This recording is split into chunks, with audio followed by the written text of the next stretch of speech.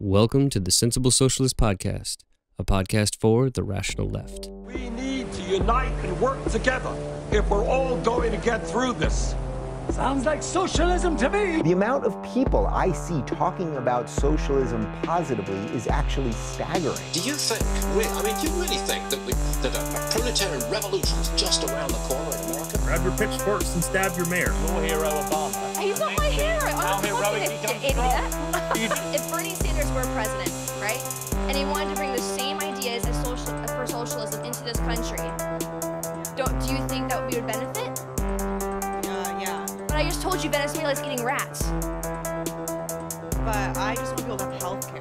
I don't want, Same thing Hugo Chavez. Oh my god. You people have, worms in your brain, honestly.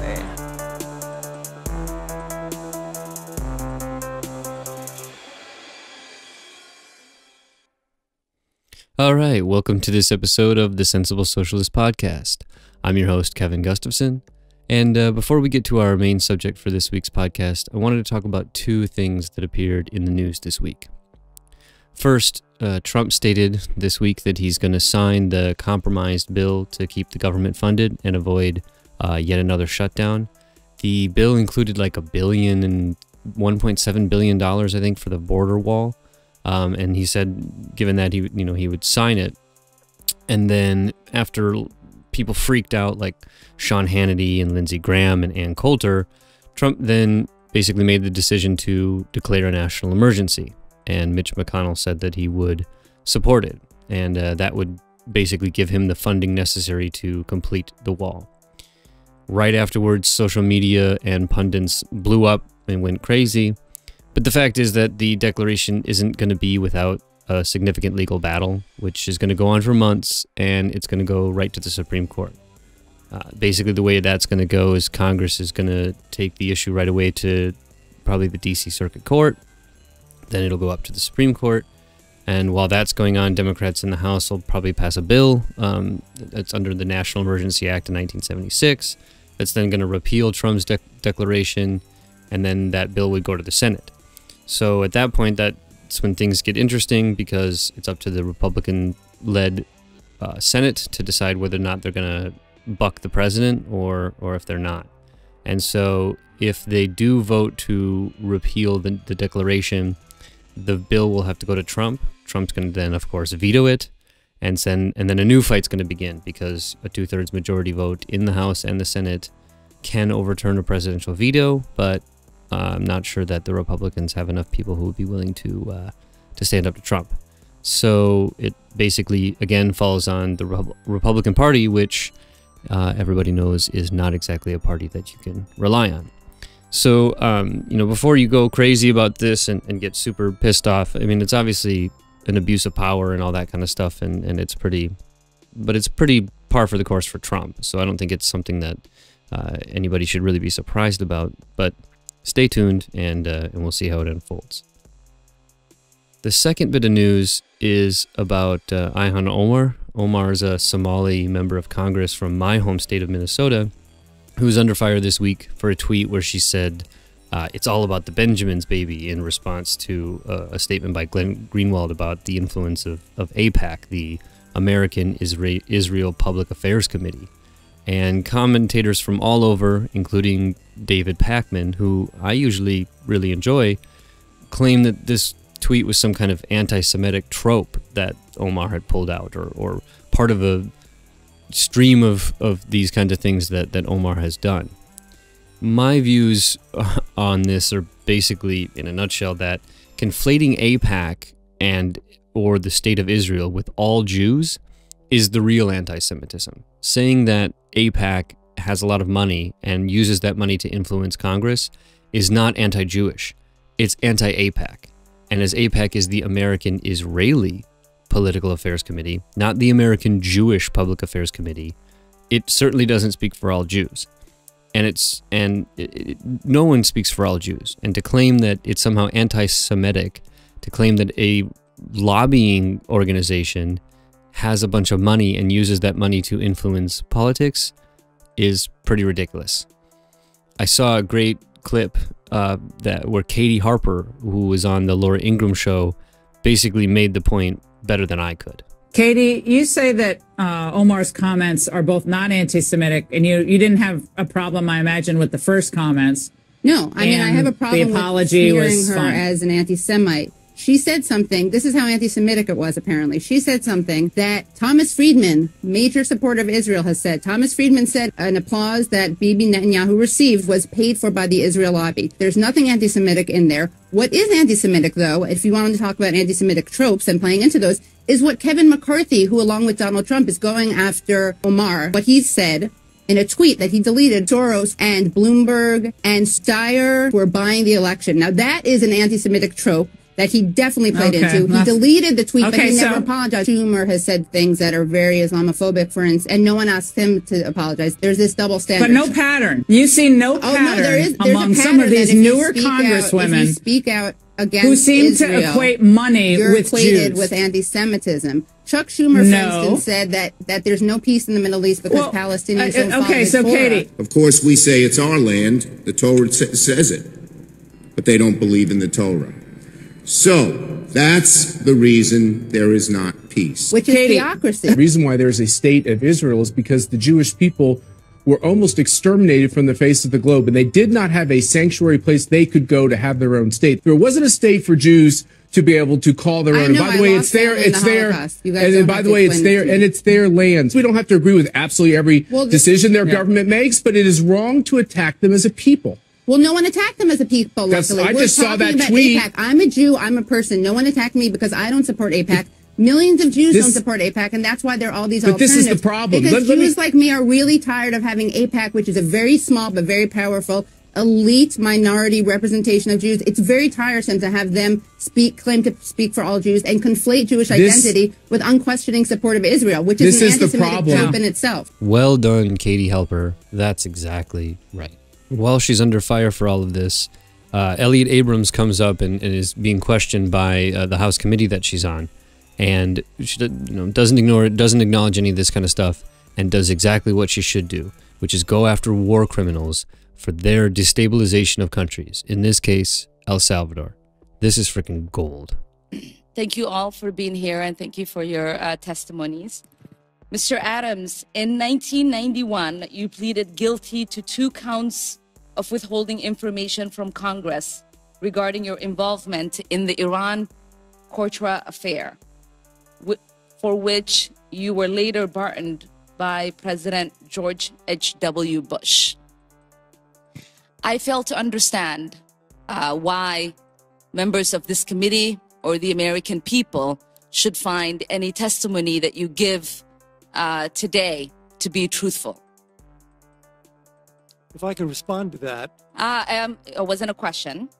That was not a question. That was I reserve the right to my time. It is not right. That was not a question. Committee can attack on February 8th, who is not permitted to reply. That was not a question. Thank you for your participation. On February 8th, 1982, you testified before the Senate Foreign Relations Committee about U.S. policy in El Salvador.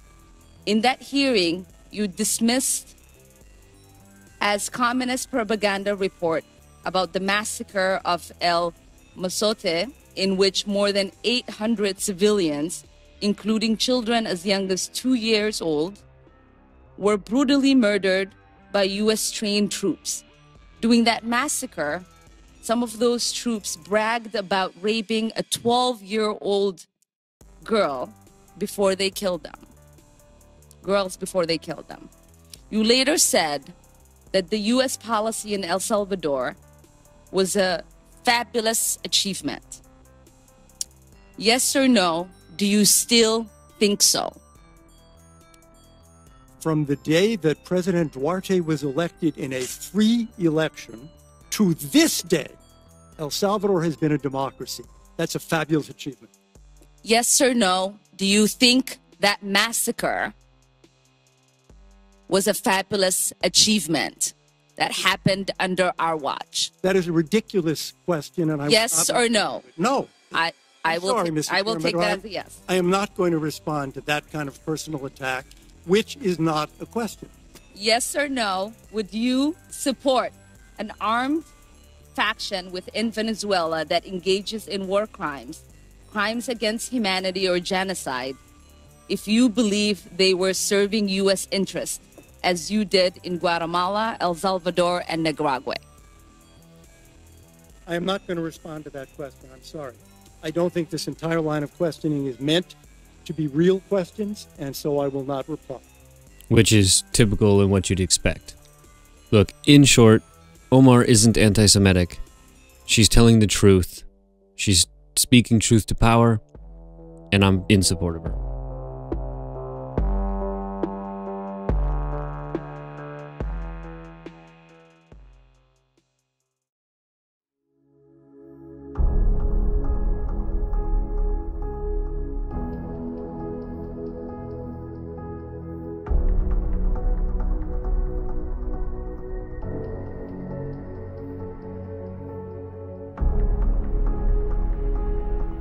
Okay, just a few housekeeping things. Okay, I'm just kidding. But for those who listen to his podcast, you'll probably recognize that theme music and the topic for today's podcast episode. It's Sam Harris. There's a specter haunting Sam Harris, and that specter is communism. All right, maybe that's a bit much. And before I get into it, I do want to say first and foremost that the title of this episode, like the two blog posts that I wrote before, is a bit tongue-in-cheek. Look, Sam Harris isn't a socialist. I know. I got you. It was clickbait. Sorry.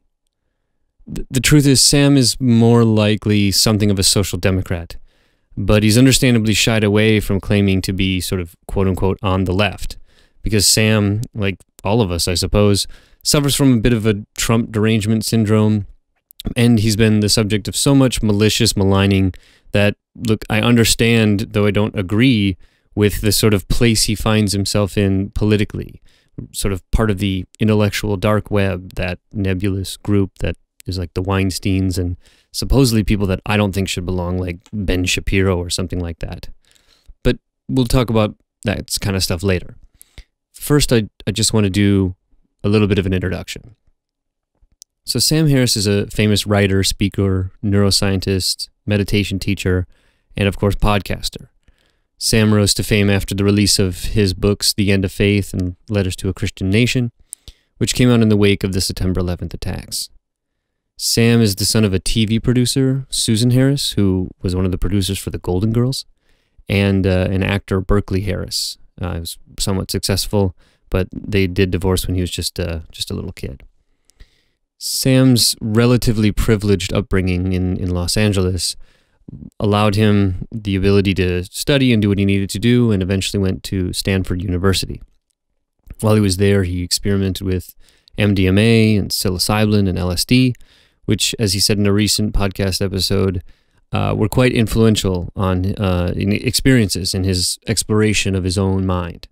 And it eventually led him to drop out of Stanford and go to the Indian subcontinent, where he could study meditation. The idea being he really saw the opening of his mind and all the kinds of possibilities of consciousness and really understanding his own mind, and sought to do so not necessarily by way of substances, but by meditation and other practices that are much older than something like LSD or MDMA.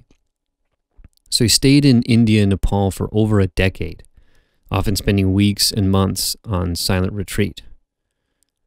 I'm sure that experience no doubt changed Sam, and when he returned to the US in 1997, he returned to Stanford and got his degree in philosophy in 2000. When September 11th, 2001 happened, the terrorist attacks on New York and Washington sparked Sam to begin writing what would become the launching pad to fame, The End of Faith. This is where I first became acquainted with Sam, who would become one of the four horsemen of New Atheism, along with Dan Dennett, Christopher Hitchens, and Richard Dawkins. I was 15 when 9/11 happened, and was already skeptical and critical of religion, and just coming into my political ideas. Dawkins, Hitch, and Harris, with the God delusion, God is not great, and The End of Faith, helped me to feel not so alone in my isolated and quite religious small town in rural Minnesota. I appreciated all three's ability to write and to speak, and the veracity in which they made and indeed stuck to their arguments about religion. I too shared and still share a general critique of religion, whether it be Abrahamic, pagan, or something else. I appreciated Sam's ability to calmly and eloquently state arguments in as close to a deductive way as possible. But I want to plant a flag here. This is the Sensible Socialist podcast, a podcast for the rational left. And what I mean by that is pretty simple. Look, in the case of Sam Harris, there's this concerted effort on the left to smear and malign him by taking things he's written or said and criticisms he's made completely out of context, particularly on the issue of religion, and really just on the issue of one religion, Islam. People like Reza Aslan and Glenn Greenwald, Ben Norton, and a whole cadre of other people parrot unfair, disingenuous, bad faith arguments about Sam as he's some kind of closet racist or genocidaire in waiting or part of the alt-right or some, an Islamophobe and all other kinds of smears that really are just used to not deal with his arguments themselves, but to avoid the difficult truths that he exposes. I'm not going to do that. Now, I continue to be a fan of the Four Horsemen of the New Atheist movement and was actually able to meet and have a conversation with Dan Dennett while I was attending college and studying philosophy. But as the Iraq War drum started beating, I was startled by Hitch's support for the war, having had an affinity for him as a fellow, though he would probably say former Trotskyite.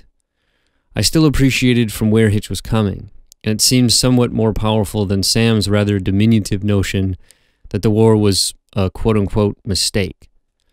This would, I now realize, be a seed of suspicion that would just continue to grow.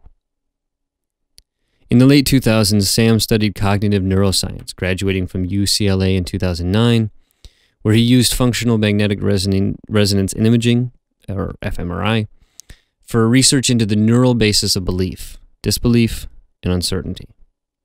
His thesis would become another book, The Moral Landscape. I read and enjoyed The Moral Landscape as someone who is myself interested in questions of ethics, morality, and philosophy. I'm going to speak today about the relationship between science and human values. Now, it's generally understood that questions of morality, questions of good and evil and right and wrong, are questions about which science officially has no opinion. It's thought that science can help us get what we value, but it can never tell us what we ought to value. And consequently, most people, I think most people probably here, think that science will never answer the most important questions in human life. Questions like what is worth living for, what is worth dying for, what constitutes a good life. So what I'm arguing is that values reduced to facts about the conscious experience of conscious beings, and we can therefore visualize a space of possible changes in the experience of these beings. And I think of this as a kind of moral landscape with peaks and valleys that correspond to differences in the well-being of conscious creatures, both personal and collective. In some ways, Sam, though I think unable to fully admit this, asserts in the moral landscape a principle and an axiom on which we can proceed. The principle is that morality is an objective thing that can be known through scientific inquiry. And on this I agree. But then he has his axiom, that the worst possible suffering or the worst possible misery for everyone is bad. Imagine a universe in which every conscious creature suffers as much as it possibly can for as long as it can. Okay, I call this the worst possible misery for everyone. Okay, the worst possible misery for everyone is bad. Now, if the word bad means anything, it applies to that situation. Now, if you think that the worst possible misery for everyone might not be bad, or it might be good in the end, or there might be something worse, I don't know what you're talking about. And what's more, I'm pretty sure you don't know what you're talking about either. So if we accept these two ideas, that there is the ability of scientific inquiry that can get us to an objective morality, and that the worst possible misery for everyone is bad, then The idea is we can use the methods of science to chart a landscape on which our decisions, actions, thoughts, and relations fall between the worst possible misery for everyone and something like the best possible eudaimonia for everyone. And I give Sam credit for not limiting this just to human beings. He always says for conscious creatures. And in some ways, in principle, I do agree with Sam on this ethical and moral point. But one of the other interesting ideas that I think came out of his research with the fMRIs and on belief was his ideas on free will, namely that it's an illusion and that we don't have it. Well, I've argued that there's no such thing as free will. So what is there? Well, there's luck, both good and bad, as well as what we make of it. Actually, that's not quite true. What you make of your luck is also just more luck. Once again, you didn't pick your parents. You didn't pick the society into which you were born. There's not a cell in your body or brain that you created. Nor is there a single influence coming from the outside world that you brought into being. And yet, everything you think and do arises from this ocean of prior causes. So, what you do with your luck, and the tools with which you do it, even down to the level of the effort and discipline you manage to summon in each moment, is more in the way of luck. Now, most people resist this idea, seemingly at any intellectual cost, for reasons that I can't understand. Because this single insight is the antidote to arrogance and hatred, and a profound basis for compassion for others who are less lucky than you are. Your thoughts and choices arise out of each present state of the universe, which includes your brain, along with all of its influences, whether random or not. Your thoughts, intentions, and choices are part of this causal framework. So your thoughts, intentions, and choices matter because whether they are the product of a brain or a soul, they are often the proximate cause of your actions, and yet they are caused in turn by events that you did not bring into being. Your beliefs about the world are formed in a perfect crucible of prior causes. If I say something now that changes your mind, it will be through no free will of your own. And if you're left feeling merely doubt or confusion, or you come away convinced that I'm a lunatic, you won't have chosen those responses either. So freedom never enters into it. The universe is pulling your strings. But our beliefs about the world matter because there's an enormous difference between knowledge and delusion. Sam doesn't doubt that we feel like we have free will, but this feeling emerges from background causes, of which we're unaware and we exert no conscious control.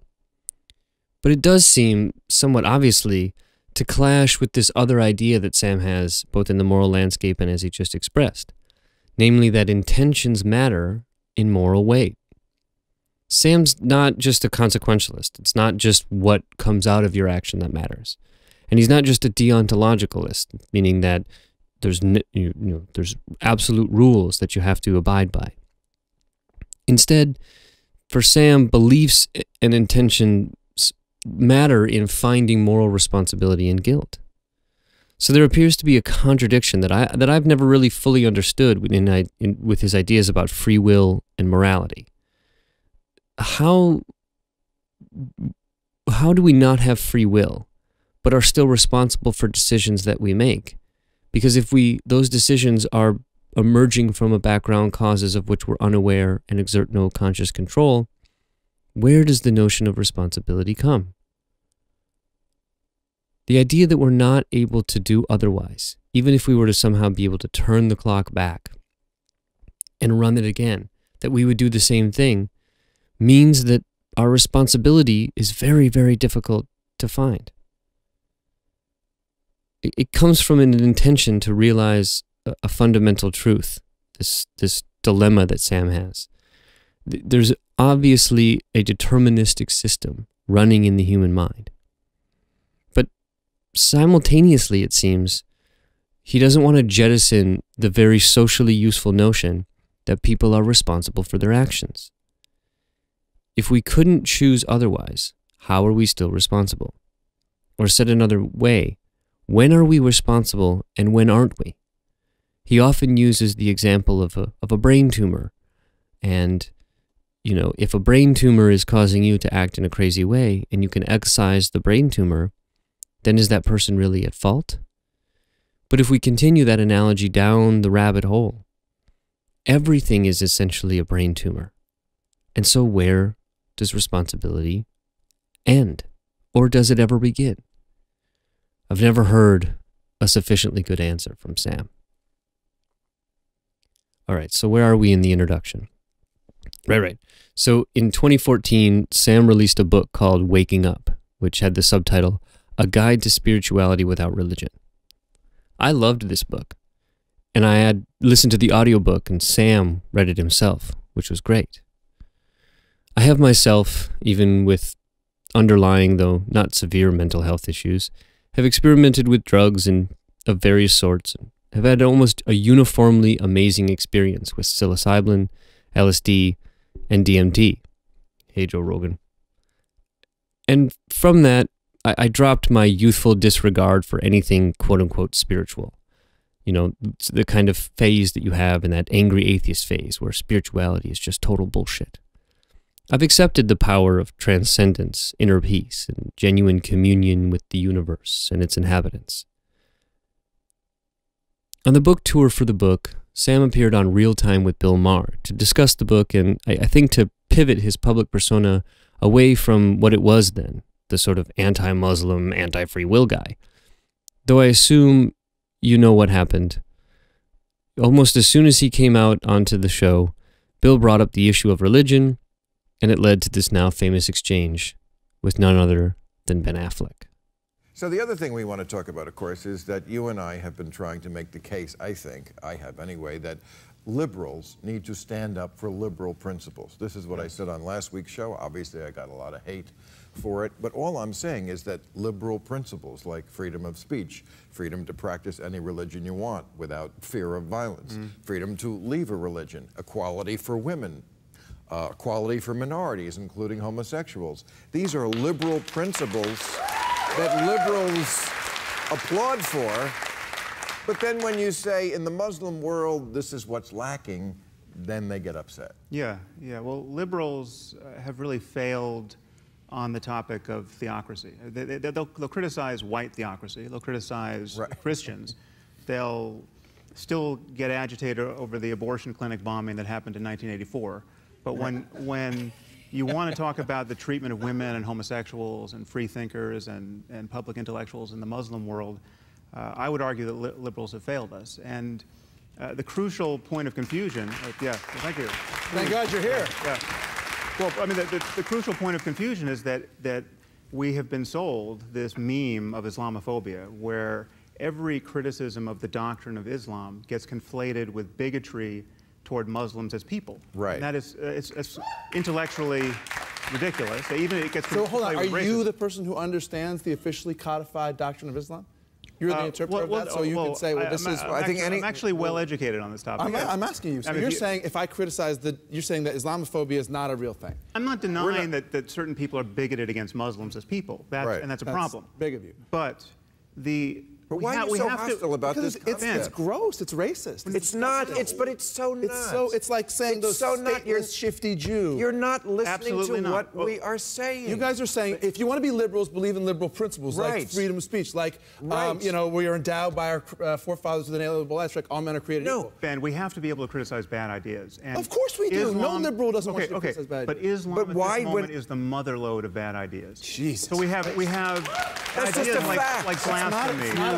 It is. It's an ugly. Ben, let me unpack this. Let me unpack this for you. Please do.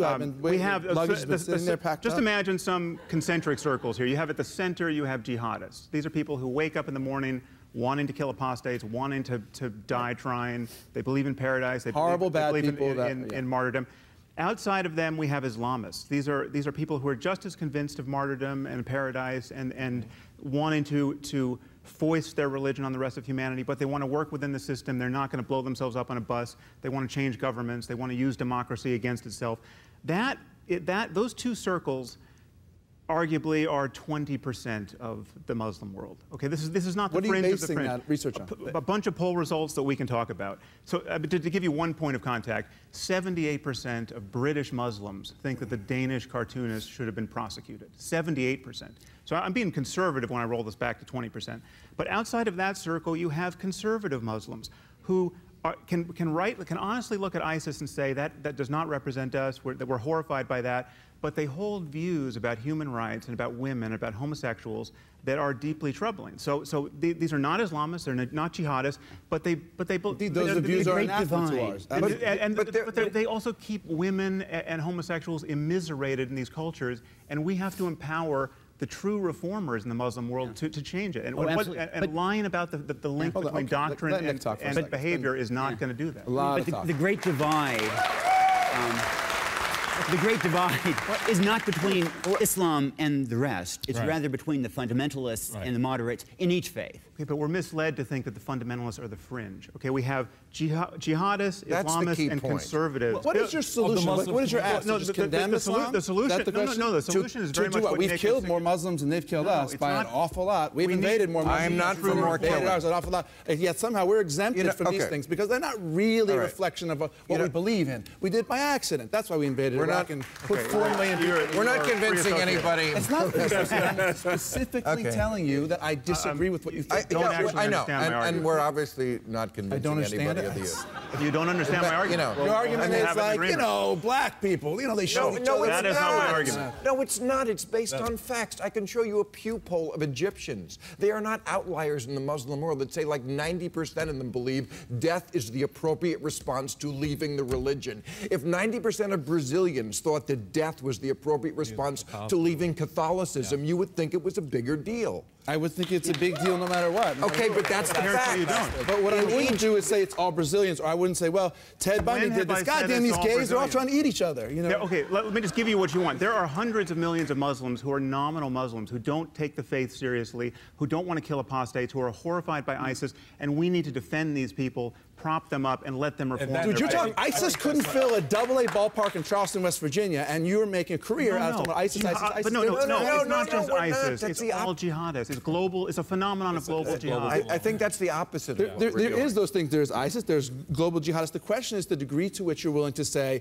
because I've witnessed this behavior, which we all object to on the part of these people, I'm willing to flatly condemn those of you I don't know and have never met. No, this is not based condemning on people. It's ideas. And, got to make and people who believe in those ideas. So it's those people who believe in based on reality, Ben. We're not making it up that in the Muslim world it is mainstream belief. But this is such a caricature of Indonesia, of Malaysia, okay, wait a minute. So much of the world. And this does have the tinge a little bit of the way white racists talk about African Americans and define blacks by. What you're saying is because they are a minority, we shouldn't criticize. They're not that much of a minority. It's the second biggest religion in the world. Exactly, but you're treating them like a minority. Needless to say, I think this ruined the rest of the book tour and made the book Waking Up a bit of a footnote for Sam, rather than sort of reawakening his career. But if you listen to it again, look, Sam and Bill were right about the idea and the notions of and the popularity of certain really fundamentally bad ideas that are held by a significant amount of people. Now, in response to this and the backlash that it created, Sam teamed up with Majid Nawaz, a former Islamic fundamentalist who wrote a book called Islam and the Future of Tolerance, which is basically a bit of a back and forth between them in their discovery about the fact that they agree with quite a number of things about the need to reform the Islamic faith and maybe some ideas as to how to do it. After this, Sam jumped into the world of podcasting. Obviously, he made quite a bit of a splash and quite a bit of money by writing books and doing book tours and different speaking engagements. But I think he quickly realized the popularity of podcasting and the ability to talk directly to the people that he wanted in a more frequent way and in the way that he sort of wanted. Obviously, something like the Joe Rogan podcast being as popular as it is and reaching as many people as it is definitely made him look into doing his own podcast. So taking the title from his now lost book, Waking Up, and recently changing the title of that to Making Sense, which is more apt, he interviews famous people on the podcast of different stripes and different political persuasions and with different ideas. And so just to wrap up this long introduction, which I think was useful, Sam's recently released a meditation app based on his knowledge and experience focused on mindfulness meditation. And I have to say, my wife and I are currently working through his lessons, and we're both finding it extremely valuable. I don't agree with Sam Harris on everything, and you'll hear my disagreements. You've already heard some of them. But I think his podcast is a good podcast. And I think he's a good speaker, and he does attempt to be fair and use good faith. Look, overall, I'm a fan of Sam Harris. Now, I'm not necessarily a fanboy who will defend him at every turn, but I will defend him against unfair criticism and bad faith arguments. So I find his attempts to steel man and argue in good faith, even with those he disagrees with, refreshing. And have found the unfair criticism he's received, especially from my fellow leftists, frustrating and annoying. That said, there's a few glaring holes that I see in Sam's views, but oddly enough, these aren't really philosophical. They're political. I like Sam's philosophy in many ways, and I find all the podcast episodes where Sam talks about free will or morality, neurobiology and neuroscience and religion interesting and worthwhile. But I find his political podcasts infuriating and annoying, frustrating and difficult. So my goal for the rest of this is to try to lay out what I see as wrong. And I'll admit, maybe my audience for this episode is really just one person, Sam Harris himself. But I'm also hoping that maybe this can be the basis for other people who, like Sam, to realize that, there are real, sensible leftist critiques of Sam's political beliefs that don't involve hysteria or the use of bad faith. I'd love to hear Sam Harris talk to someone reasonable and articulate on the radical left. Somebody specifically who considers themselves a radical socialist, such as Richard Wolff or Bhaskar Sankara, or even Slavoj Žižek. In April of 2017, I wrote a blog post with the same title as this episode, Sam Harris the Socialist. It's pretty short, so I'm just going to review it here.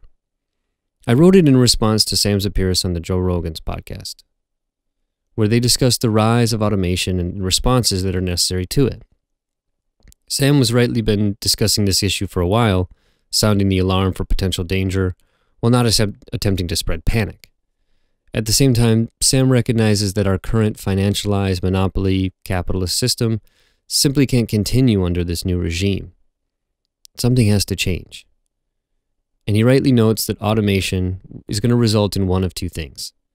Either we institute some form of wealth redistribution, or we slide into an unjustifiably outrageous inequality of wealth, where those who have it must barricade themselves behind razor wire to avoid the prongs of angry former workers. Sam's obviously rather sanguine about the issue, though. He notes surely that there is some level of inequality that's unsustainable. But Sam sees this position as being reached somewhere in the future, and notes that it's surely a principled position. How unequal can we really get? To quote him, even in the ideal case, where obvious value has been created, how much wealth can one person be allowed to keep? $1 trillion? 10 trillion? 50 trillion is the current GDP of the earth. Granted, there will be some limit to how fully wealth can concentrate in any society. For the richest possible person must still spend money on something, thereby spreading the wealth to others. But there is nothing to prevent the ultra-rich from cooking all their meals at home, using vegetables grown in their own gardens, and investing the majority of their assets in China." Unquote. He argues that to address the consequences of automation, we'll need to come up with a system, maybe a universal basic income, where the wealth generated from the rise of machines can be socially rather than privately beneficial. Sam's written on this before, but what you won't find from any of this is a serious discussion of the background philosophy that gives animation and foundation to his notions. He never discusses how wealth is created in the first place, and how automation is merely the latest advance in a system that's partially based on the notion of creative destruction, that it has significantly destructive tendencies for human beings at the lower end of the ladder. What I mean, of course, is Marx, specifically the Grundrisse.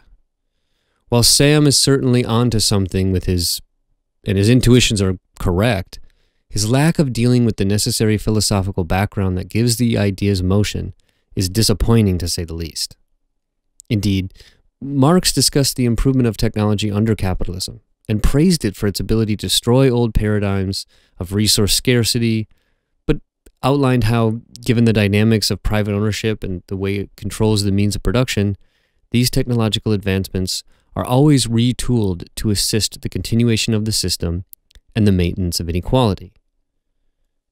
As I said in the blog post, it'd be so helpful for Sam and even Joe Rogan to have real guests who are trained in Marxism on their respective podcasts. Given the wide, inquisitive, and intelligent audiences that both Joe and Sam have, it seems imperative that they have a guest on, again like Richard Wolff, who can sift through the propaganda that both Sam and Joe wish to avoid by not using terms associated with Marxism, socialism, or communism.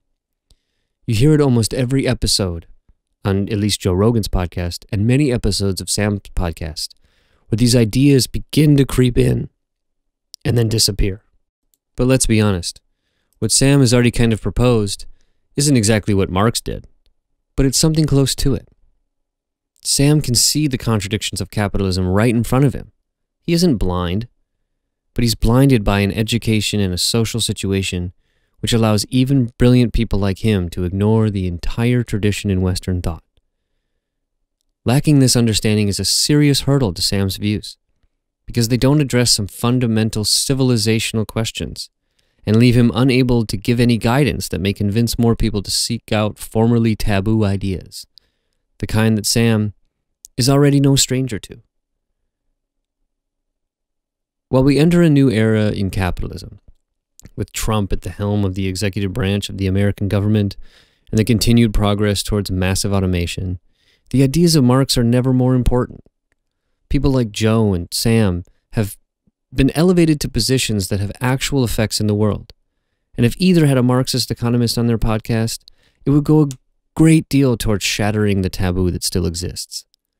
It would give them credit with the younger generation who enjoyed both those podcasts and socialism. It would help themselves to realize that some arguments, so common today, and even the ones that they employ, are actually really bad arguments and ought to be contested and shown how poor they are in public and in real time. At the end of the day, Sam and even Joe Rogan are like 9/10 the way to socialism, and they just need to get over that last hurdle of propaganda. And again, I think Richard Wolff or Bhaskar Sankara could assist in doing that. And the question I have, honestly, for Sam is, why haven't you done it yet?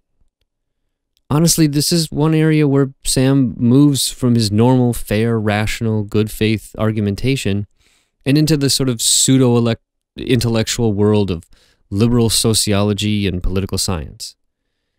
Look, I think Sam Harris still buys that socialism equals Stalinism, and so he doesn't even think he has to go there. But as I've explained in other episodes on this podcast, and I think anybody who does even the most cursory reading of Marx or understanding of the history of 20th century socialism would know that Stalinism is not what Marx was thinking. After listening to Sam's episode with Andrew Yang, I wrote a follow-up to that first blog post. In the episode, they discussed Yang's proposal for his version of universal basic income. Andrew Yang is attempting to run for president for the Democratic Party. He calls his UBI system a freedom dividend, and proposes that at $1,000 a month, he thinks that this $1,000 a month payment, along with other radical and interesting ideas, is a solution, albeit a temporary one, to some of the ills of our current epoch, mainly the loss of meaningful, if not regular work, usually through automation. Yang has a number of different policy proposals on his website, and they're worth looking at seriously. They're innovative and social democratic ideas. And while he doesn't call himself a democratic socialist as Bernie Sanders uses it, though I think they have quite a bit in common, Yang doesn't say that he's a social democrat, which is what Bernie really is. Indeed, his website has a fairly not-so-nuanced discussion of where he stands on the issue of capitalism. His big three issues are UBI, Medicare for All, and human capitalism. In a few words, Yang is all in for capitalism. To quote him, "We need to move to a new form of capitalism, human capitalism, that's geared towards maximizing human well-being and fulfillment. The central tenets of human capitalism are: 1. Humans are more important than money. 2. The unit of a human capitalist economy is each person, not each dollar. And 3. Markets exist to serve our common goals and values." Obviously, I think there are certain issues with this in regards to who actually is owning the way that we're going to produce the things that produce the dollars and the money, and who is going to manipulate or not manipulate the markets that are going to exist to serve our common goals. Look, the focus of our economy obviously should be to maximize human welfare. If someone doesn't agree with that, they don't deserve to be in the public sphere. And sometimes this aligns with a purely capitalist approach, so they think, where different entities will compete for the best ideas and use that competition to drive down the price. But there's plenty of times when a capitalist system leads to quite suboptimal outcomes. Think of an airline refusing to honor your ticket because they can get more money from a customer who purchases it last minute, or a pharmaceutical company charging exorbitant rates for life-saving drugs because the customers are desperate. This is music to a modern liberal's ears. The Dave Rubins of the world would love it. But for me, the question seems as obvious as the problem posed by automation to jobs. The problem with the economic system, with capitalism, is that it doesn't and isn't able to do the things that Yang thinks it's going to be able to do. While it's no doubt good to be reminded of just how bad things are, the issues the pair discussed, so that's Sam and Andrew, from suicides to opioids to young men in their 20s playing video games in their mom's basement, are issues of alienation and relate quite directly to the way wealth is generated in the society, and it goes pretty quickly back to Marx. Indeed, the whole reason for instituting a universal basic income is the same reason any welfare program is instituted. The proposer doesn't wish to upset the basic economic underpinnings of the society, and so needs to find a way to solve the problems. In our case, that problem is automation, which is essentially the problem of overproduction gone mad. The basic problem of overproduction is simple. We have, thanks to capitalism, incredible productive power, and can, by using said power, get ourselves into a post-scarcity world by judicious and planned use of those forces. But instead, capitalism functions on a wage-profit system, whereby employers pay a wage that's less than the price that they charge at the marketplace. Therefore, there's just never enough money in the hands of the workers and the consumers to buy the things that they produce. This fundamental imbalance is part of the system and therefore goes unaddressed, and eventually business can no longer sell what they produced, and that causes crises. The most recent version of this phenomenon has been building over the last 50 years. It was highlighted and then papered over in 2008. This period of late-stage monopoly finance capitalism has been marked by businesses not hiring or firing more and more people, usually by using automation or actually outsourcing, while maintaining rising commodity prices, thereby papering over the difference, this issue of overproduction, by using debt. And that debt has fueled the profit margin. So if we look at both job loss from automation, making the repayment of any debt basically impossible, and the bursting of a giant credit bubble, the next crisis could easily spell the end for the whole system. And there's that specter again. But before that, in certain steps, a universal basic income where one's ability to participate in the market is in some ways decoupled from work might do some good. As Yang admits, his proposal of $1,000 a month is not sufficient to be a wage replacement. I mean, it'd provide less than the poverty line. So it's meant to be more of a supplement. And therefore, the fundamentals of the economic system stay exactly in place.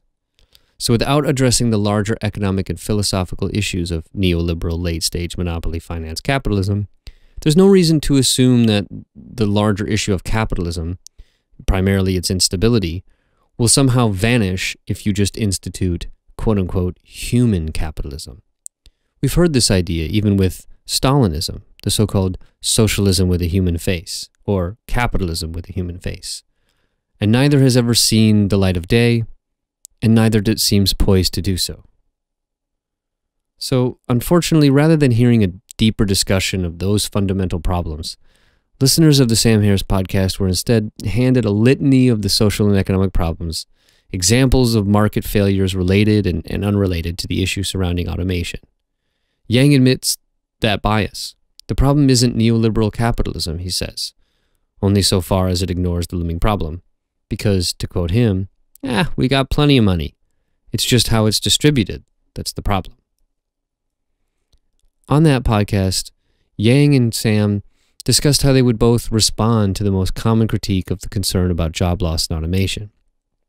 Look, this has happened before. Look, the Industrial Revolution.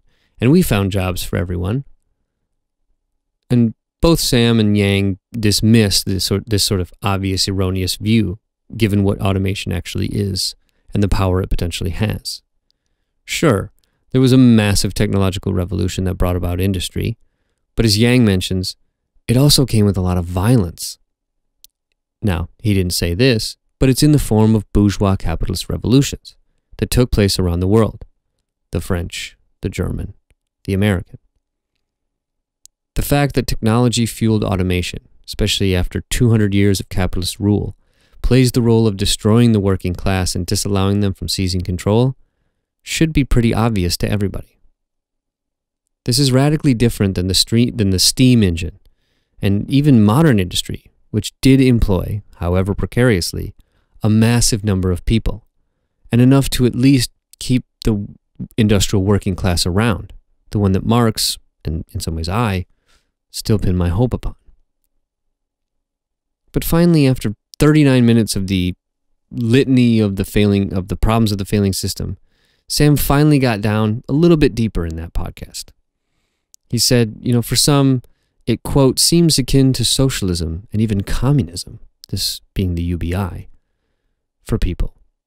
But you make it clear that this need not and does not entail creating more government bureaucracy, unquote.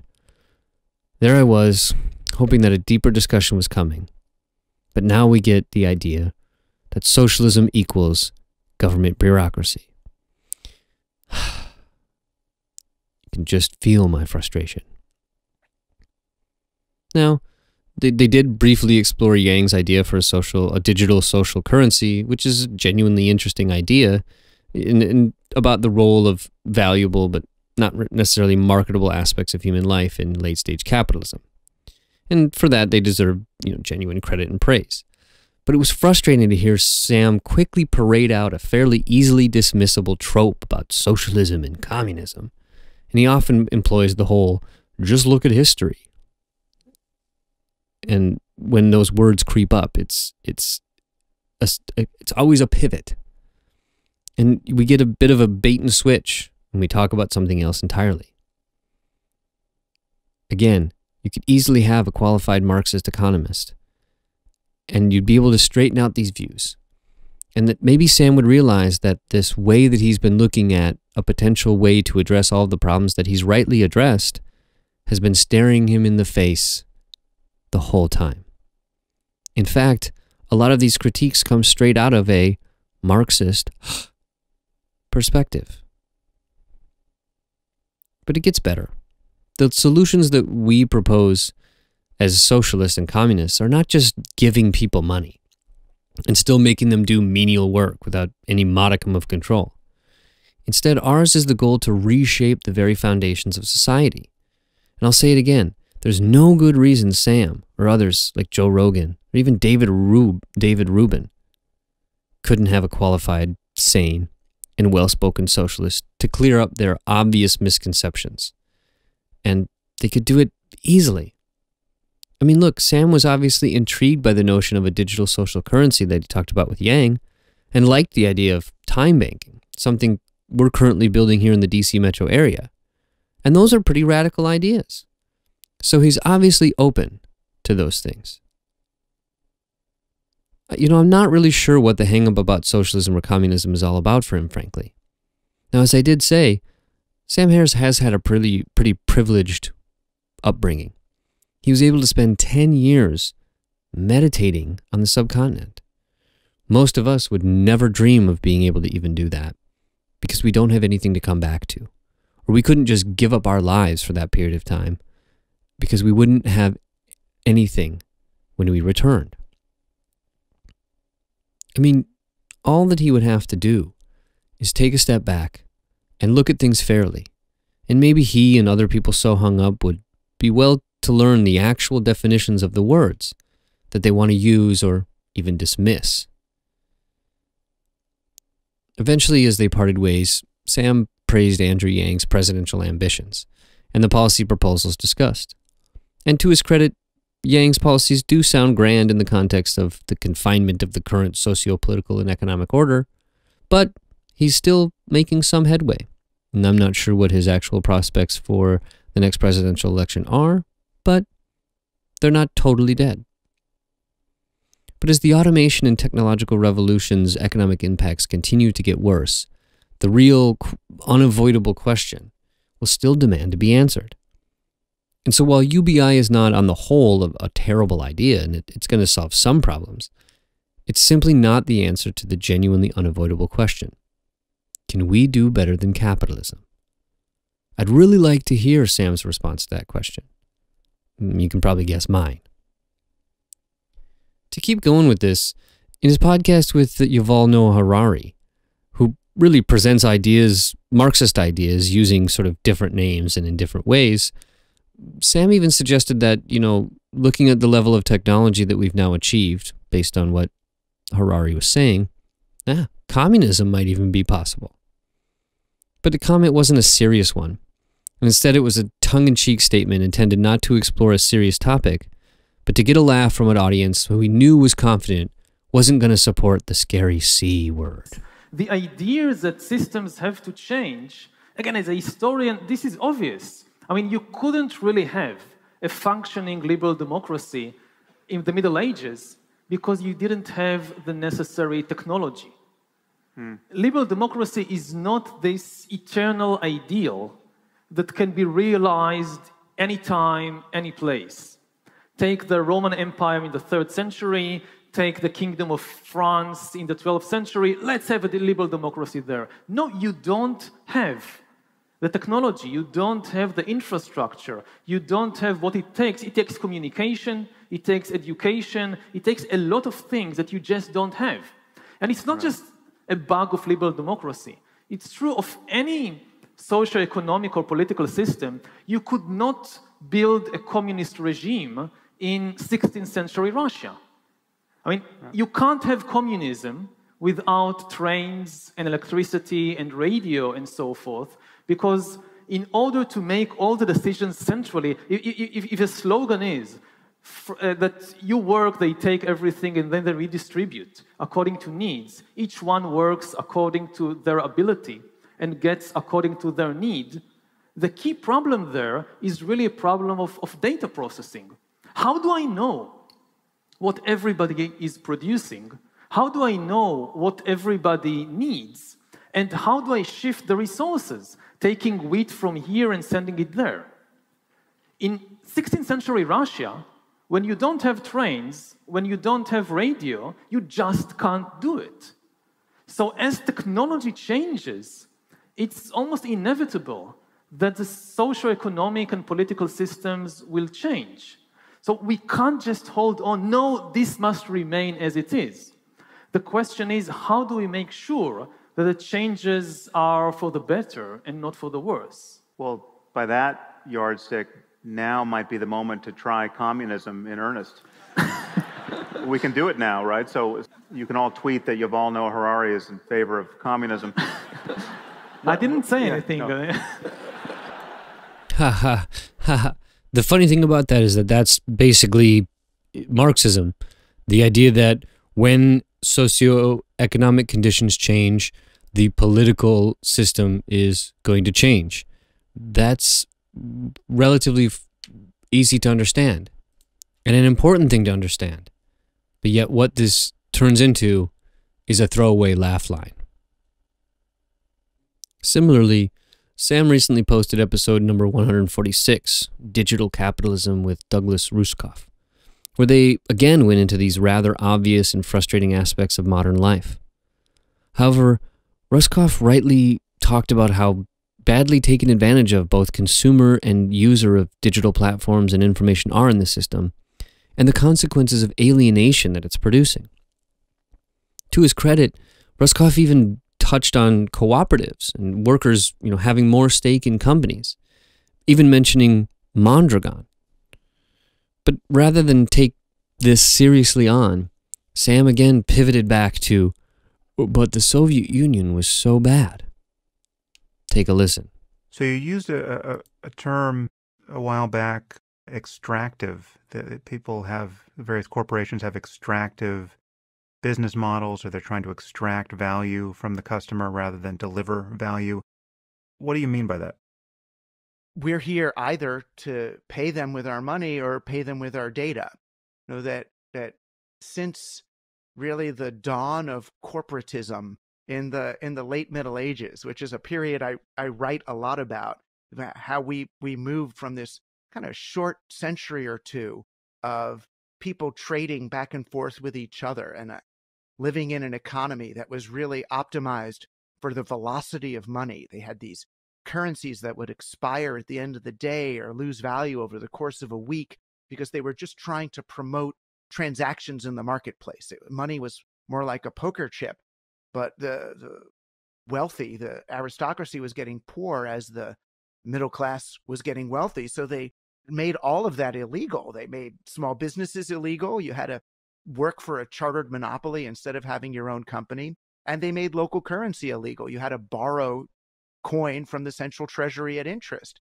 And really, since then, since the establishment of these monopolies, the business has been about conquering new territories and extracting value from them, not helping them make value for themselves. It's why we fought the American Revolution. Was British East India Company you weren't allowed as a colonist to grow cotton and make fabric from it. You had to grow cotton and sell it to the British East India Company that would bring it all the way back to England, make it into fabric, and bring it back to America and sell it to you. So you weren't allowed to be really part of the value add. You were just working for the company or working really for the corporation. And that's really what's carried through to this day. If you think about the relationship of not just of Facebook's users to Facebook, but Uber's drivers to Uber, they're not part of the value equation. They're just having their, well, if you're an Uber driver, you're having your labor extracted and the data. You're just training the machine intelligences that will replace you. Whereas if there was an ownership model, then maybe it wouldn't just be a matter of extraction. But when I look at most internet experiences, I do think, well, what are they taking here? And is this an exchange that I want to make? And I do think that part of the reason that so many of us feel so exhausted when we're having these online experiences is that they're not just financially extractive and data extractive, but on some level, essentially extractive, that we are up against the techniques that BJ Fogg at the Captology Lab at Stanford is teaching his developers and the people that go to work at Google and Facebook and Instagram, whether it's streaks and all the other little addictive features that they come up with. And I talk to the people, I know a lot of them who've made these things, and they feel guilty later. They want to, then they invest in good things, or they join the humane technology movement. And even those guys, and I think they're great. There's some former guys who were doing stuff they didn't like at Google and Facebook. They've started a movement called Humane Technology. But the construction of it, when they say humane technology, it makes me think of, cage-free chickens, that, as long as we're going to be taking them to the slaughter, let's treat them as humanely as possible while we extract their data and extract their money. And I no longer feel like the user in these situations. I feel like the used. And the political economy of these media platforms, it supports that we are here to deliver value to the shareholders of these companies. And that's not the best relationship to have with the technologies that we're really bringing into our lives in such a personal and profound way.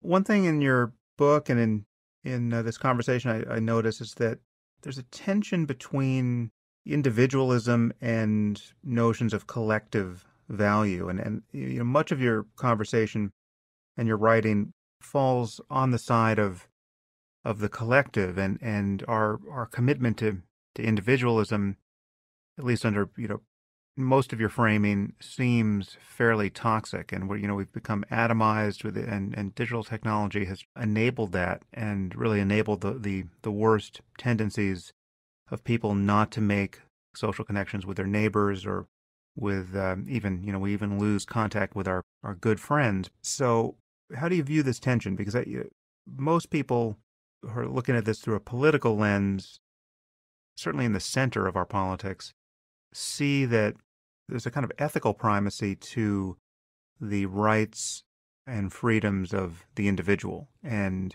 whenever we begin to subvert that focus and sacrifice individual liberty to the state or the collective, those are situations where, in moments past, where we've really seen the worst ethical lapses politically, where just, the government has just ground people in its gears, whether those are socialist gears or fascist gears, it doesn't really matter.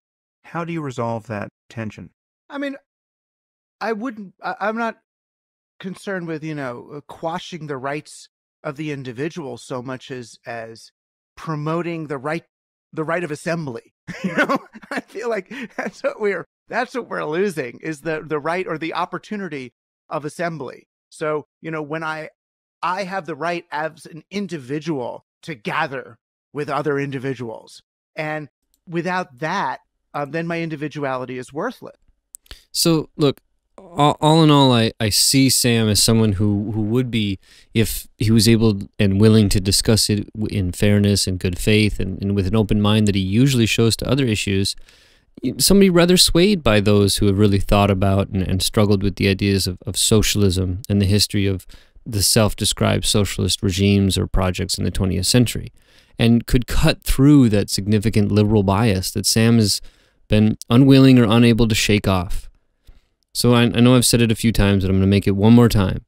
I really see serious value and would implore Sam to pursue and have a conversation with someone on the left who has also thought seriously about the same issues that Sam has, who worries about the impending crisis that we see looming over the horizon, and who could show Sam the error of his ways when he seems to be counting on some sort of capitalist-like solution to the very problems that system has produced.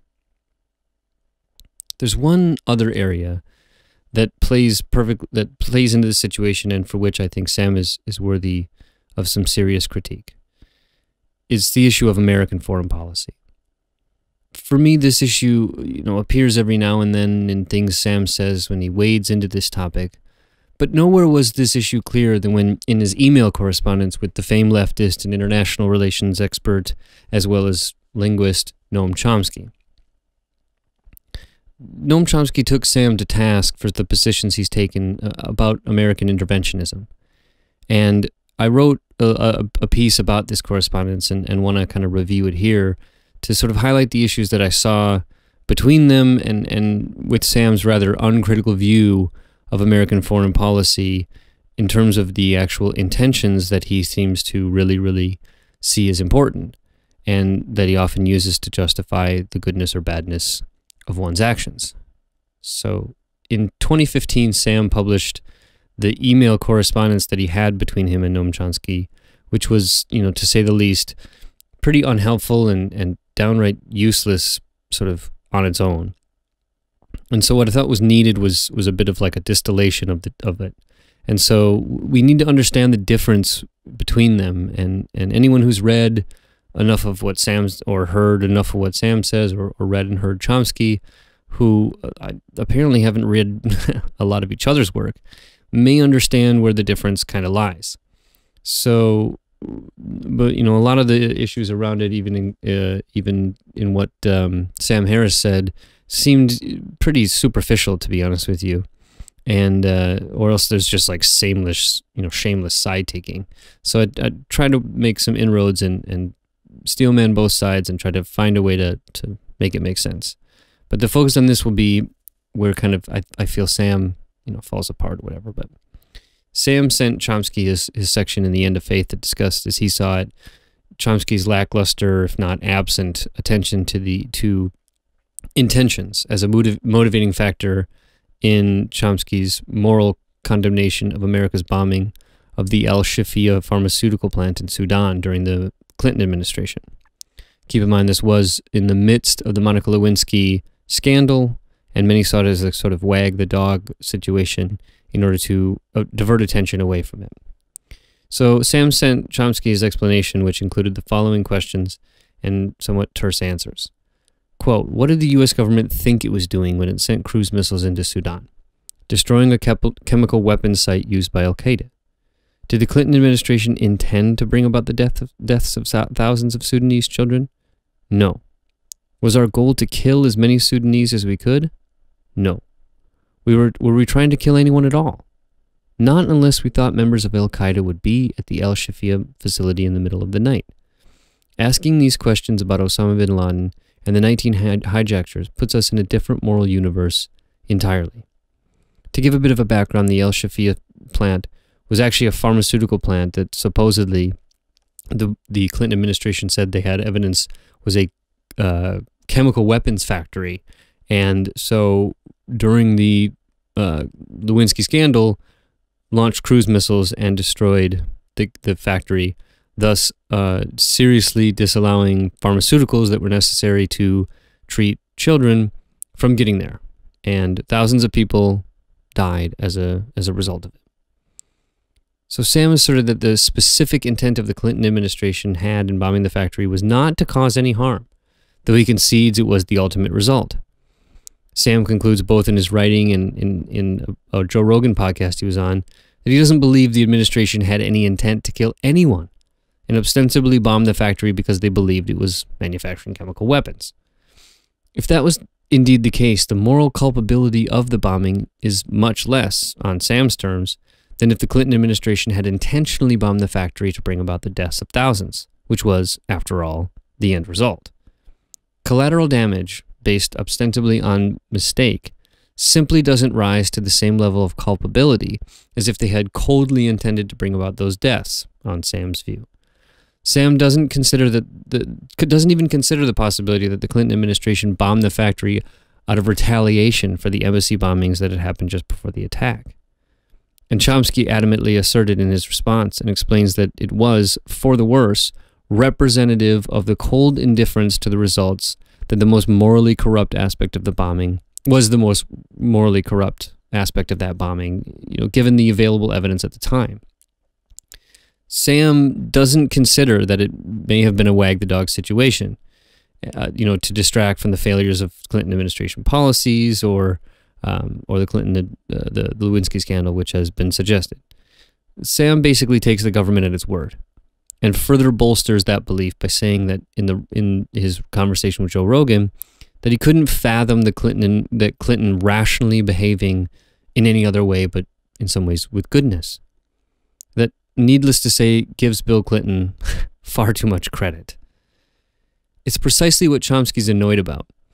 It's part of the reason he, somewhat poorly in my view, categorized Sam and Christopher Hitchens as religious fanatics of a state religion. I don't think that was fair. It seemed to me that Chomsky ought to, at minimum, clarify that position and walk back from, I think, an irresponsible turn of phrase and the kind of activity and ways of putting this that he, uncharacteristically engaged in with his conversation with Sam. That being said, he does have legitimate concerns about the nature, truth, utility, and even rationality of Sam's position regarding the bombing of the factory and the presumed intentions of the Clinton administration and its relationship to moral culpability. What Chomsky failed to adequately express to Sam is Sam's fundamental misunderstanding of American foreign policy and the role of propaganda and the moral aspects of both. Chomsky assumed that Sam would just understand this point because he assumed that Sam had read what he had wrote about it, but only because he hasn't read any Sam Harris. So the fundamental mistake sort of helps understand why Chomsky just dismisses Sam and Christopher Hitchens, as fanatics of the state religion. He sort of sees Sam like the follower of a prophet, simply buying the American exceptionalist position as mouthed by that government. Sam, it does seem, believes that America, at least vis-a-vis the government, is, I guess, but for under the Trump administration, a genuinely positive moral agent, because he so contrasts it to something like ISIS or Al-Qaeda or some other horrific group. But when America's agency creates moral hazards, Sam sees them as an aberration of our inherent moral worthiness, whereas Chomsky wants to see it as indicative of the precise character that America holds.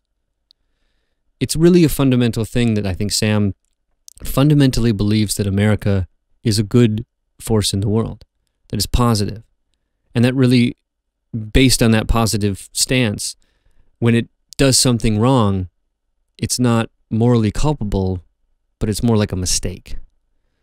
Chomsky believes that those quote-unquote mistakes are more or less intended, or at least allowed, that these collateral results of our actions show our amoral, if not immoral, nature. So that's the two ways that those two kind of head off.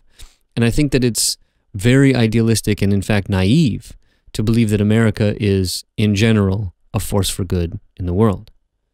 Chomsky, and I would agree with him on this, is just unwilling to believe or apologize for American actions which have, at least intended or collaterally tolerated, resulted in the deaths of hundreds to millions of people.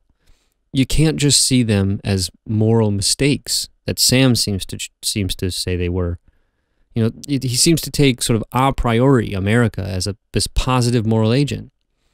And when it fails to do so, it's because something went wrong or something was co-opted by some other immoral force. Chomsky rightly denies this, suggesting the evidence is just not there to support that kind of claim. It seems to me that Sam just takes America at its word, that it is, at worst, a morally benign force, or at best, this superior moral force, almost without exception. For him, it's obvious that America uses force to advance democracy and freedom, and if and when it does use force, it always aims to minimize casualties in pursuit of its otherwise noble interests. In this sense, Sam's bought hook, line, and sinker a propaganda campaign from the American ruling class that tries to convince its population that it's not the imperialist juggernaut that it is, and that the rest of the world sees it as. Take this little tidbit. Sam says in his exchange with Noam Chomsky, quote, "Consider the recent conflict in Iraq.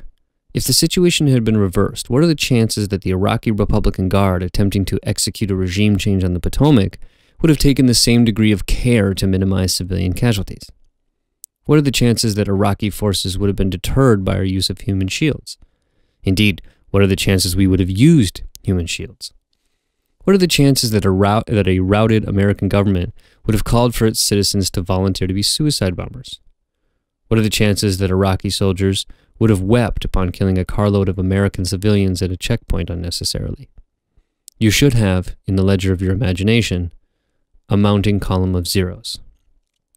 Now this is almost laughable in its ridiculousness.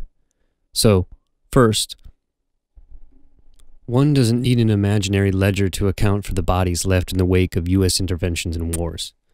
Indeed, from the settler colonial wars against Native Americans to imperial endeavors in the Pacific and Southeast Asia, and of course Latin America and the Middle East, the United States has not, on the whole, played the role as enforcer of moral goodness, much less superiority in the world. Sam's tendency to look to other potentially and sometimes admittedly worse moral actors on the world stage is a way to apologize for America's moral failures. But even an undergraduate student of U.S. foreign policy has to admit the role of U.S. foreign policy hasn't really been to promote democracy, freedom, or any other virtues. Its goal has been to pursue the naked self-interest of the United States, and that means the interests of its ruling class. But let's for a moment try to look at the ledger of bodies, so we really get an idea here. Because according to global research, the total killed in the 37 countries the U.S. has either invaded, destabilized, or supported terrible dictators amounts to a figure around 20 million people. Now, it's obviously hard to pinpoint the exact number, and there is some attribution to acts of governments that was not directly, say, ordered or something by the United States, but at the same time, you don't even also know what the long-term consequences of bombs dropped and governments overthrown will be on future generations. But even still, even if it's a liberal number, let's just contemplate that number for a second. 20 million human lives lost. On the moral landscape, this is a deep, deep canyon. So just to get an idea from where this figure comes, let's just rattle off a few things.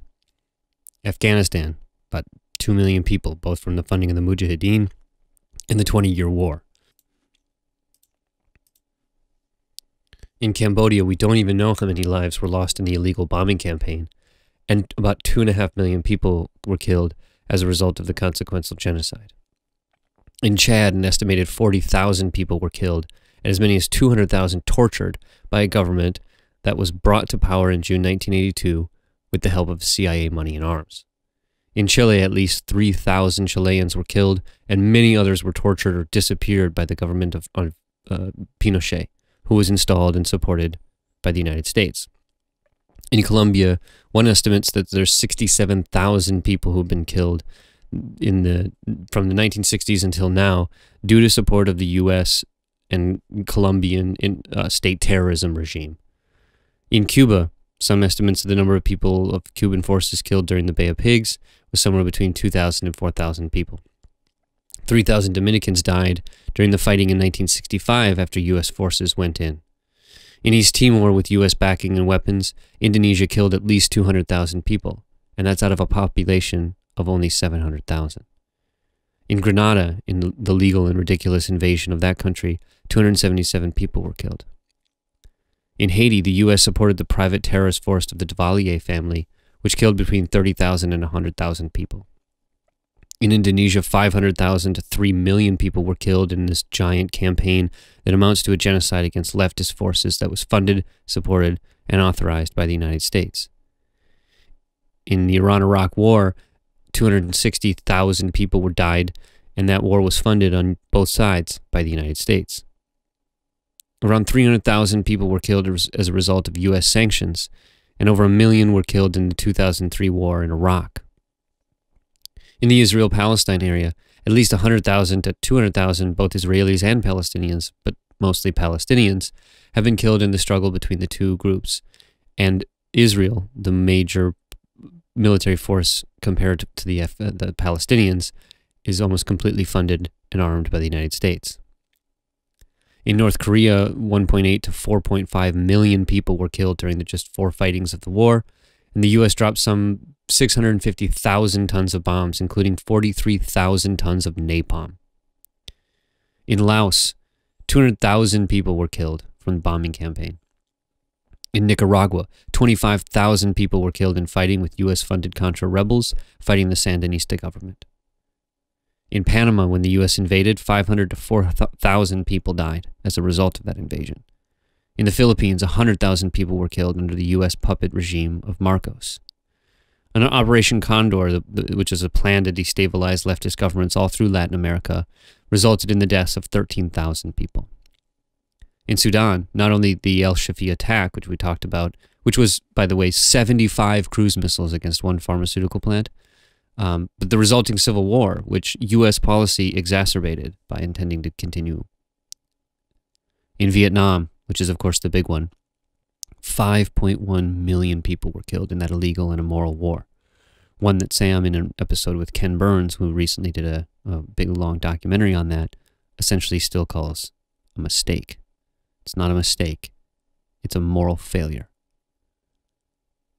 And look, in Japan and Germany during World War II, the area and firebombing of both German and Japanese cities specifically targeted civilians and killed millions of people.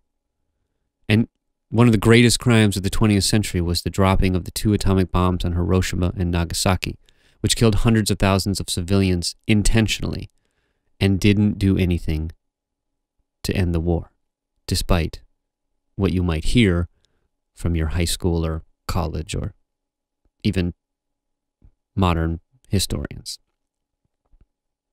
These are figures that are horrific and are the result of U.S. intentional action, or at least willful ignorance about the results of their policies. This is not a position or a government that represents moral superiority or moral goodness. This is a government that should be seen with suspicion and held very much back, because when it is released, hundreds of thousands to millions of people will die. This is something that Sam Harris doesn't seem to want to understand, or at least doesn't want to admit, or potentially might have quibbles with the way that these figures are done. But the idea that you could somehow claim that the United States is this moral actor, and the only time when that something bad happens is when it's not acting in accordance with its general moral goodness, is something that just doesn't make sense. And if we turn back to Sam's thought experiment about what would the Iraqi Republican Guard do, well, let's look at the care to minimize civilian casualties by the U.S. Now, the U.S. military has international humanitarian law training, but you can find countless examples of either a conscious or intentional disregard for the issue of civilian casualties. Bombs dropped, smart bombs even dropped, in places that they shouldn't have been, with the only intent or understanding even possible that the idea was that we don't care or that we genuinely wanted to cause civilian casualties. What are the chances that Iraqi forces would have been deterred by human shields? Probably significant. Most human beings are going to be deterred by the use of human shields. And I don't know what the chances of us using human shields are. America hasn't been invaded, so who knows? Our society hadn't been destroyed. And our government the Iraqi government was not the one calling for its citizens to volunteer to be suicide bombers, nor sending them out. And who knows what the routed American government would do if a foreign country invaded ours. This is the United States of America, after all. And all we need to do is look at this simple phenomenon of Trump supporters to see just how potentially crazy things could get. And what are the chances Iraqi soldiers would have wept upon killing a carload of American civilians? I don't know. I assume that Iraqi soldiers are human beings, and that they would have wept if they had done something like that. But to assume that all American soldiers would have wept if they had killed a carload of civilians at a checkpoint doesn't understand what that war did to those people who fought in it. I have friends, I have colleagues, I know lots of people who are involved in that conflict. And all of them, to a person, describe the dehumanizing effect that war causes on the human psyche. I don't know what an Iraqi soldier would have done, but I know what American soldiers did do. And it was kill carloads of American civilians, many times unnecessarily. So while all this posturing by Sam might sit well with a generally liberal audience, one that accepts the rhetoric and propaganda of American moral virtue, it doesn't conform to the reality that someone like Noam Chomsky has diligently spent his life carefully and methodically attempting to dismantle. It's a mere representation of the success of the propaganda, that Sam seems to accept it without much thinking. Chomsky has indeed become famous as someone who consistently was critical of the way that America both behaves in the world, as well as how it perpetuates that myth at home. His catalog is a robust denunciation of the very myth that Sam appears to accept. And Sam's misunderstanding of Chomsky is clear from his serious confusion, as evidenced by the little thought experiment that I just talked. If Sam is right in his presupposition of American moral virtue, then his arguments about American interventionism would make some sense. But it just isn't. America and its foreign policy is not positive or even benign. It's quite the contrary. It's not to say that America couldn't change this. It could. But there's no evidence that these policies would change without mass action by the population of the United States.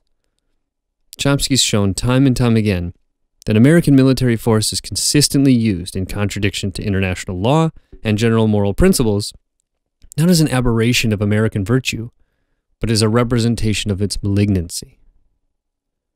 Look, America was the lone superpower for quite a while in the last century, and has been so in this one.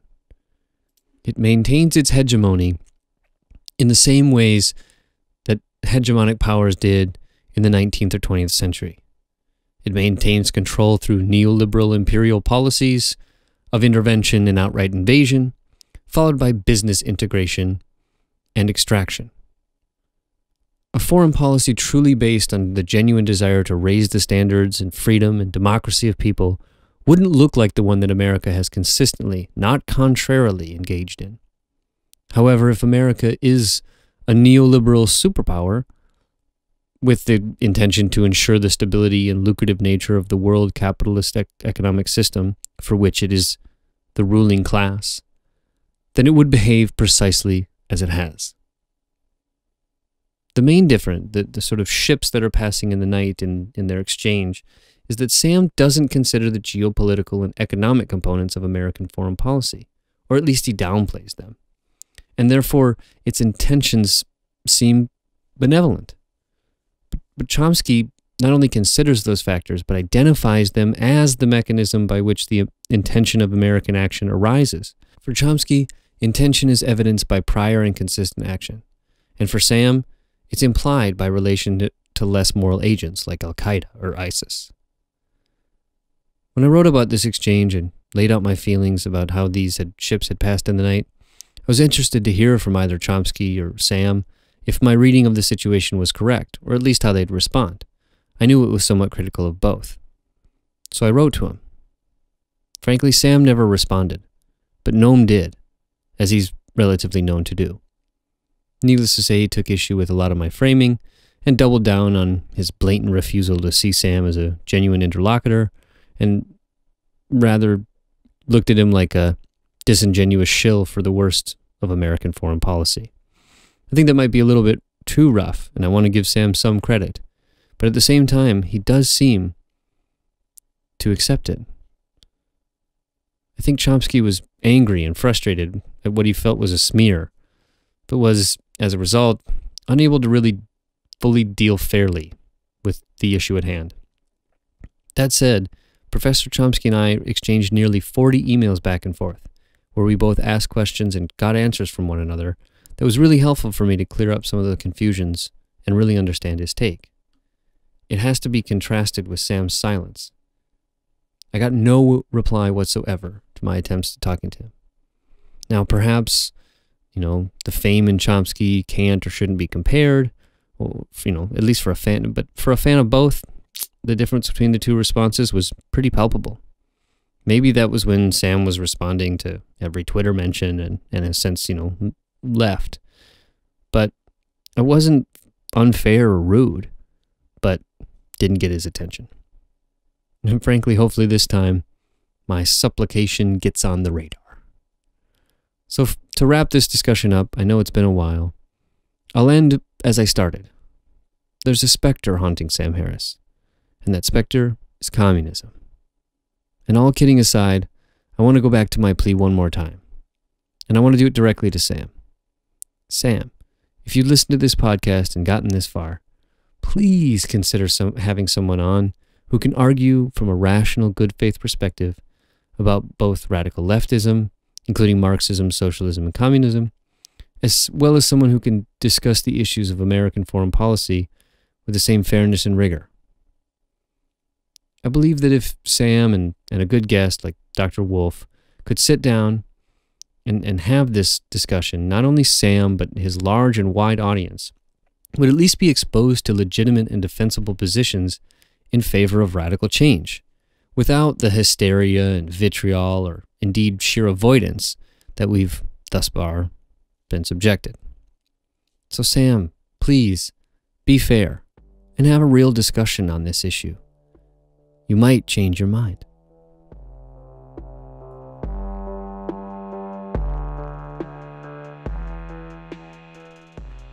All right, that does it for me this week. I know this episode was long, but hope you enjoyed it. And I'll probably be pulling back a little bit and going to every other week, because every other week's a little bit more doable, and I got a lot of other irons in the fire. So if you enjoy this, check us out on social media.